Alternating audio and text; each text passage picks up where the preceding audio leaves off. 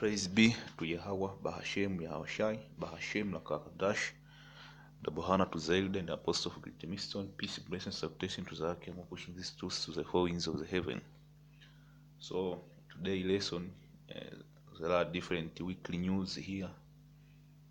I am going to play you soon, but before that, let's get some few scriptures here, man. Because Esau thinks that he has the best air force, he has the best nukes, he has everything, man. He still believe he's a hammer of this, yes. What he don't know is that Yahushai is breaking him down, man. And all the nations which were alliance have an alliance with him, and they are deceiving him. That's what the scripture say, man. And this have started to manifest, man. China and Russia were performing, man, military exercise, man, to South Korea, man, and Japan, man, to show Esau how capable they are, man, and they are coming for his yards. So this is a book of Obadiah 1:1, the vision of Obadiah that says the Lord God concerning Edom, man. We have heard a llama from the Lord, and an ambassador is sent among the heathen, man. The spirit of Yahweh, Yahushai, is among these heathen, man. Arise ye, and let us rise against her in battle. Against her who? Esau, Edom. So this all nation, man, will come in a military coalition to slow down Esau, Edom, man. And he will go down heavy. He will be taken down violently. Behold, I have made this more among the heathen, so art greatly despised, man. Oh, this other nation despise Esau, Edom, man. And they are speaking now, starting with Iran, South Korea, and all these other nations.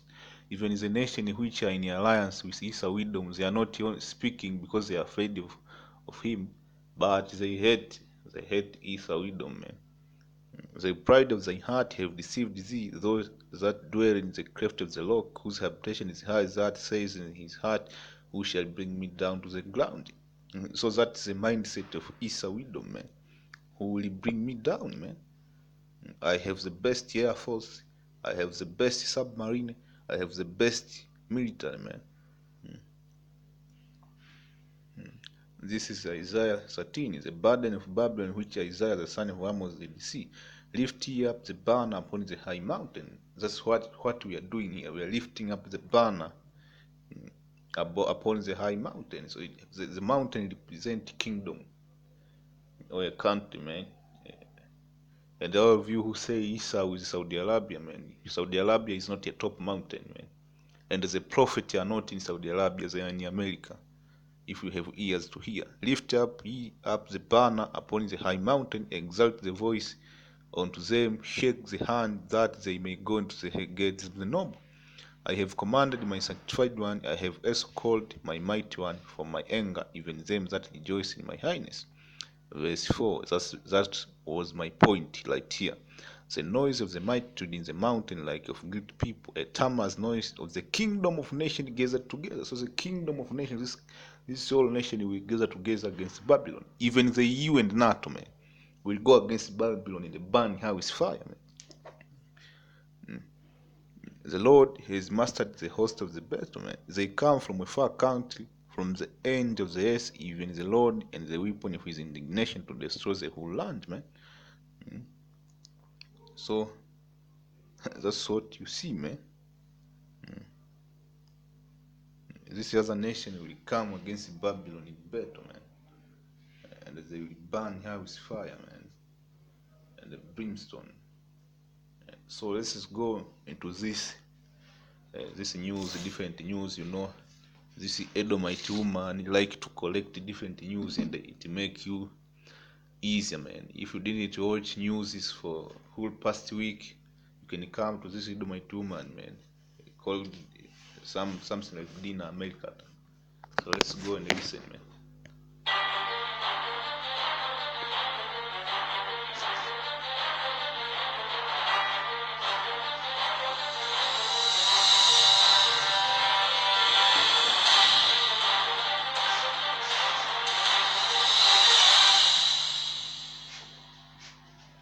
Welcome back, everyone. It's Dina Calmetta here.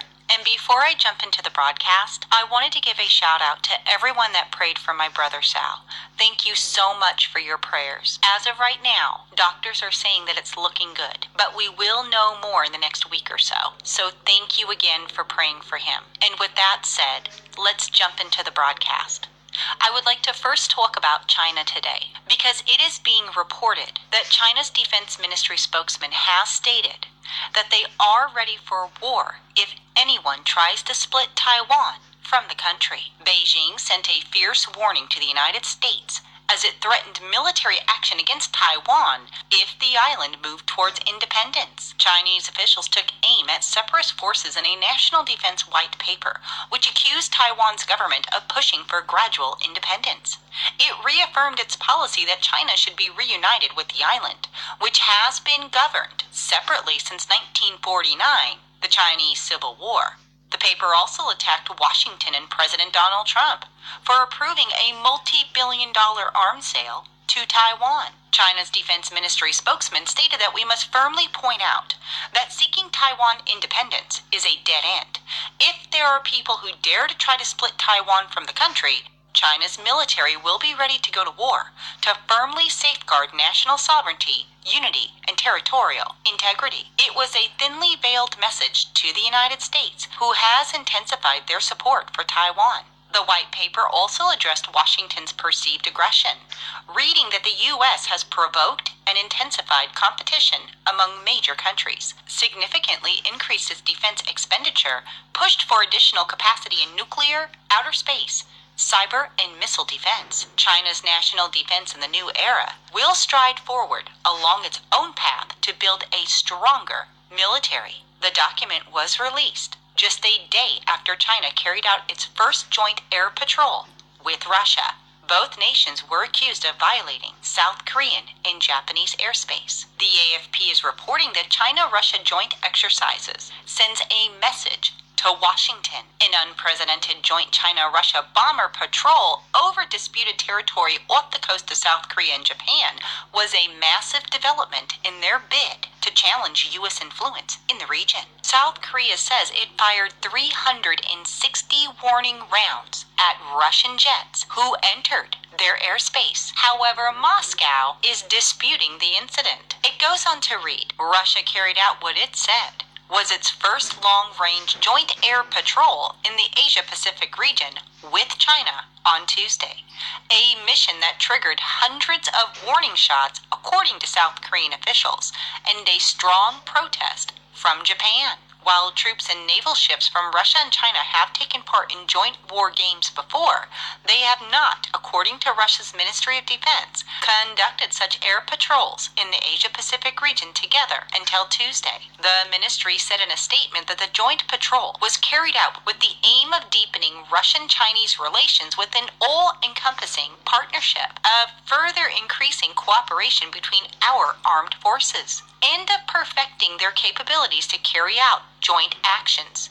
Lyle Morris, senior policy analyst at Rand Corporation, stated, "It's a big deal because it displays confidence that the air forces of the two nations can coordinate a patrol of this nature in ways that the region will almost certainly find destabilizing. But this bears extra political significance for taking place over disputed islands, which are a source of simmering diplomatic friction between Japan and South Korea." Mr. Morris stated that China and Russia are seeking to counterbalance Washington when it comes to North Korea's nuclear issues. They are causing trouble in order to gain dominance in the region by provoking Washington's two key allies. Both Moscow and Beijing have denied the exercise targeted other countries or violated disputed airspace. But the move was a bold one, says analysts, which targeted the region's two main U.S. allies at the same time. Adam Nee, a Chinese researcher in Sydney, said it was also significant that the bombers involved two Chinese H-6Ks and two Russian Tu-95, which were nuclear capable, so it's sending an additional message. He said, "I think it is a fairly massive development in terms of the regional security landscape." So very interesting news there in regard to China and Russia. And according to Russia, these exercises are going to continue, which I am sure is going to be a concern for South Korea, Japan, and the United States. But as always, I will continue to keep you updated. And I would like to move on and talk about North Korea next. Sky News is reporting that North Korea has fired 2 unidentified projectiles from an area near Wonsan on its eastern coast. The projectiles landed in the East Sea, also known as the Sea of Japan. South Korea's news agency stated that our military is monitoring the situation in case of additional launches and maintaining a readiness posture. The first projectile was fired at 5:34 a.m. local time. Other came 23 minutes later, flying around 270 miles. A U.S. defense official said the secret launch appears to be similar to the recent May 2019 launch, where 2 short-range missiles were also launched. So definitely some very interesting news there in regards to North Korea. And I don't think this is the end of their tests. I think we may see more in the near future. But as always, I will continue to keep you updated. But I would like to move on and talk about Iran just briefly.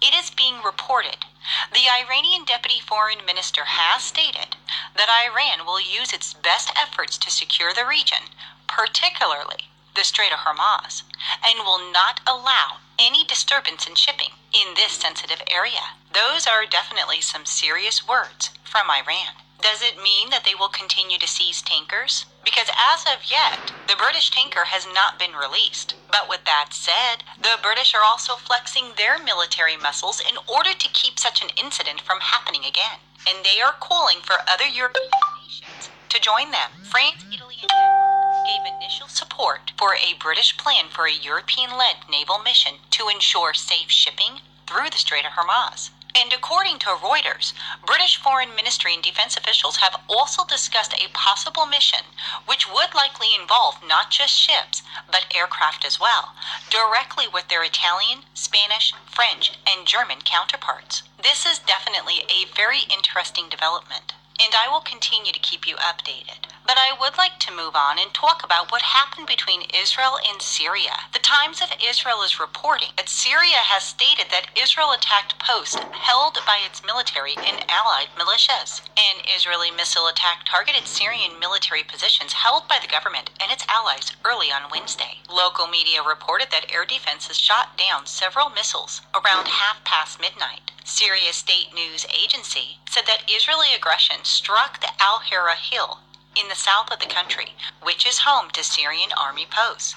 The report said the strikes only caused material damage and did not inflict any casualties. However, the observatory reported that there was loss of life without giving further details. According to Reuters, Western intelligence sources have said the area is home to several Iranian-backed militias. The Israeli military has acknowledged carrying out hundreds of airstrikes in Syria in recent years on targets linked to Iran, which is backing Assad's regime in the Syrian civil war. The last reported strikes took place earlier this month, with multiple Iranian-linked targets that were hit near Damascus, reportedly killing 15 people, including 6 civilians. Syria then accused Israel of committing state terrorism. However, Israel did not comment on the attack, one of the most extensive series of strikes in several months. So definitely a very tense situation all around. But I'd love to hear from all of you. So please do leave your comments in the comment section, and also come and visit us on Facebook, where we have these stories and many more, as well as our website at www. So I think that was an extensive news. It covered all the past week's news and what is going on. I hope the lesson was edifying. Till next time, shalom.